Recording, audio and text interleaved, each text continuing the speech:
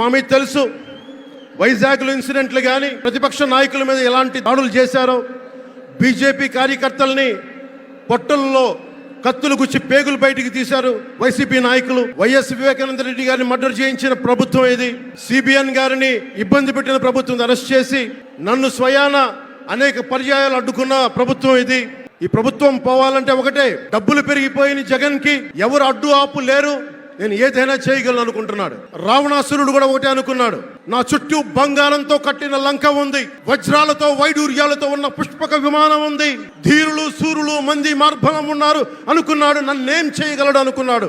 నార చీర కట్టుకొని నేల మీద నిలబడి శ్రీరాముడు బాణంతో చంపేశాడు.